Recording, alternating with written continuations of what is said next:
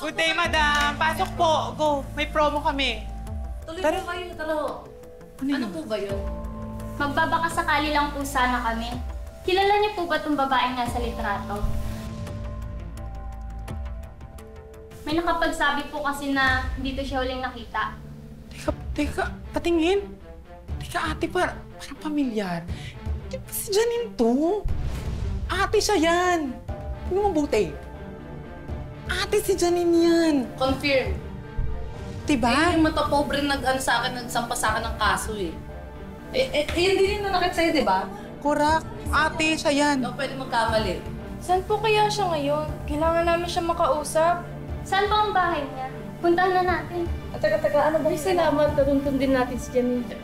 Ano ba yun? Ano bang ginawa niya sa'yo? May atraso po siya sa amin. Magkaganchong siya. Ha? Iniwan niya kami naglaho siyang parang bula.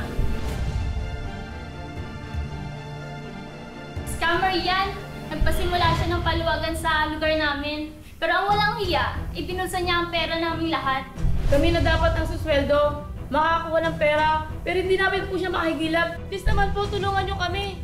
Teka lang muna. Magkano ba? Tigta 20,000 po, bali 60,000 po lahat. Okay. Totoo po yun.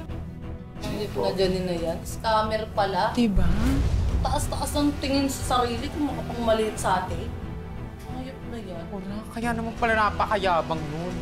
Pwede niyo po ba kami tulungan? Para makulong na siya at makuha namin ang perang pinaghirapan namin. Oo, sige, tara. Sasamahan ko kayo. Ako na bahala. Ate, ikaw muna bahala dito. Apple pie. Sama mo muna si ate dyan. Kaya ko na to. Teka, kaya mo ba mag-isa? Kaya ko yung galit ko ngayon. Pang 5 tao kayo. Manda sa akin yung kahit na yan. Tara. Tumulong kayo sa akin. Alam ko saan nakakalaga.